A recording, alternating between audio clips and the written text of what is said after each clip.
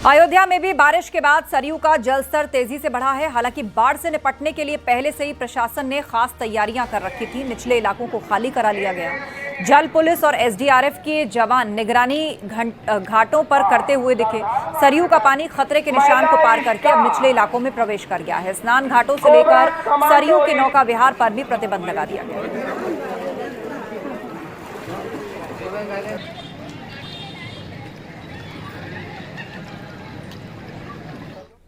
आगरा में चंबल के बाद यमुना नदी का भी जलस्तर लगातार बढ़ रहा है। यमुना के खतरे का निशान 499 मीटर है। अभी यमुना का जलस्तर 492 पर पहुंच गया है।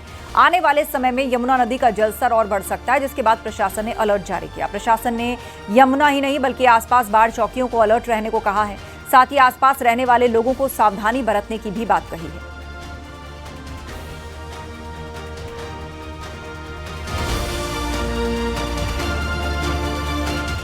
सहारनपुर की मां शाकुंभरी यूनिवर्सिटी में भारी बारिश की वजह से जल भराव हो गया। आलम यह था कि यूनिवर्सिटी के वाइस चांसलर को ट्रैक्टर से घर लौटना पड़ा। वहीं बलिया में दूल्हा नाव में बारात लेकर दुल्हन के घर पहुंचा।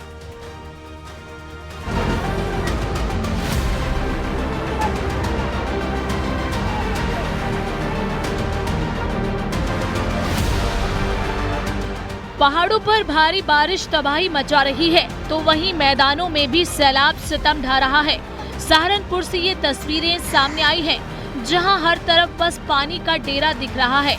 बारिश के बाद शाकुंभरी यूनिवर्सिटी पानी में डूब गई है। पानी कमरों में प्रवेश कर गया। टेबल कुर्सी सब पानी के आगोश में है। यूनिवर्सिटी के कुलपति आवास में करीब 1 फीट तक पानी भर गया, जिससे वहां रुकना भी मुश्किल हो गया। जल निकासी की व्यवस्था न होने की वजह से पानी परिसर के अंदर ही जमा हो गया है और इससे यूनिवर्सिटी प्रशासन को भारी दिक्कतों का सामना करना पड़ रहा है। कई दिन से तेज बारिश के बाद ये नतीजा है।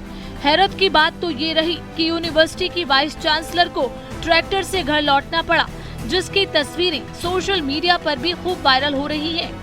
बारिश की वजह से परिसर में बनी नई बिल्डिंग और सड़कों के आसपास जल भराव हो गया। कुलपति और कुल सचिव के आवास के सामने घुटनों तक पानी भरा हुआ है। इससे परिसर में आवाजाही पूरी तरह रुक गई है। ये पहली बार नहीं जब यूनिवर्सिटी का परिसर जलमग्न हुआ है। इस साल पहले भी भारी बारिश के बाद कुलपति आवास के आसपास जल जमाव हो गया था।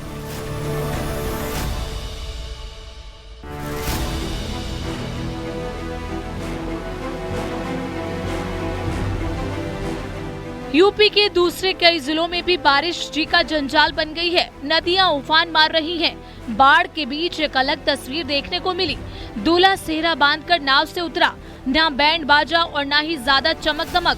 सादगी के साथ दूल्हा बलिया के 82 गांव में अपनी दुल्हनिया को लेने पहुंचा। बिहार से बारात को बलिया आना था, लेकिन लगातार हो रही बारिश बाधा बन रही थी। सड़कें डूब चुकी थी, इसलिए सड़क मार्ग का इस्तेमाल करना खतरे से खाली नहीं था। शादी का दिन फिक्स हो चुका था, जिसे टालना भी मुश्किल था, क्योंकि शादी की तैयारियों में काफी खर्चा हो गया था। इसलिए शादी की तारीख को बदलना भी संभव नहीं हो पा रहा था। इसके बाद दूल्हे के परिजनों ने बारात को नाव पर ले जाने का फैसला किया। नाव पर जब दूल्हा गंगा की लहरों को पार करते हुए बारातियों के साथ बलिया पहुंचा, तो वहां भी लोग दंग रह गए। वहां पर मौजूद लोग इस खास बारात का वीडियो बनाना नहीं भूले। वहीं दूल्हे के पिता का कहना था कि गंगा जी के आशीर्वाद की वजह से शादी यादगार बन गई। सहारनपुर से देवेश त्यागी, बलिया से रत्नेश कुमार सिंह के साथ bureau report, news 18 UP Uttarakhand.